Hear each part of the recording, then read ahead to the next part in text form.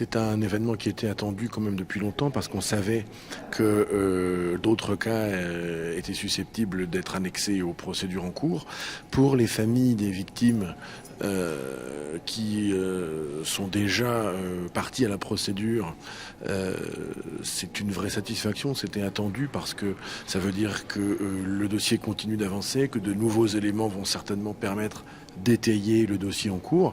Et puis, pour les familles des victimes potentielles de cas qui ne sont pour l'instant pas annexés à la procédure, c'est un vrai soulagement parce que ça faisait près de 2 ans qu'un certain nombre de familles s'attendaient à ce qu'il se passe quelque chose, attendaient que la justice vienne s'intéresser au cas qui les concernait.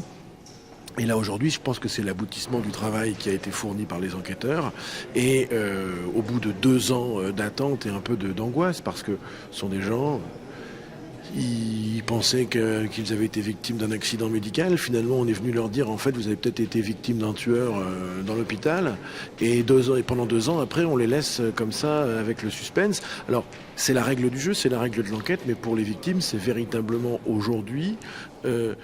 d'un certain côté une forme de soulagement, mais aussi eh bien ça attise leur curiosité parce qu'on est vraiment très curieux, nous, de ce côté de la barre, de voir quels sont ces nouveaux éléments et quelles sont les réactions de l'anesthésiste mis en cause. On parle de plus de 50 cas, en plus, ce serait quelque chose d'assez colossal. Les chiffres sont de toute façon vertigineux, même si je crois qu'il faut les prendre avec des pincettes à ce stade.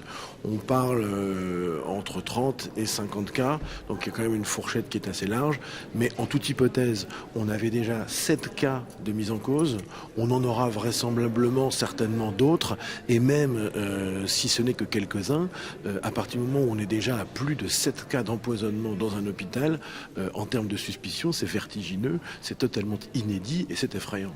La défense parle d'acharnement. Écoutez, je veux bien qu'on vienne nous parler d'acharnement, mais enfin, nous, au niveau des victimes, on se dit que c'est pas véritablement ça les réponses à donner. Un acharnement, pourquoi ?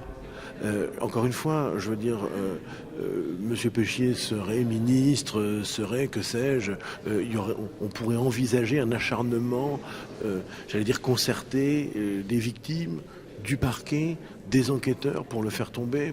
C'est pas très sérieux. Les victimes, en tout cas, elles demandaient rien. Hein. Elles pensaient que c'était un accident. Et on a fini par se rendre compte qu'il y avait un problème. Et elles subissent en réalité cette procédure. Et puis un acharnement, j'ose quand même espérer que et le parquet et la police judiciaire n'ont pas de velléité de s'acharner contre le docteur Péchier. On ne voit même pas quel serait le mobile d'un acharnement judiciaire.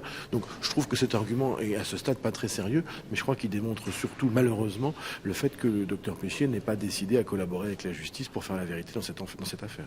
Merci.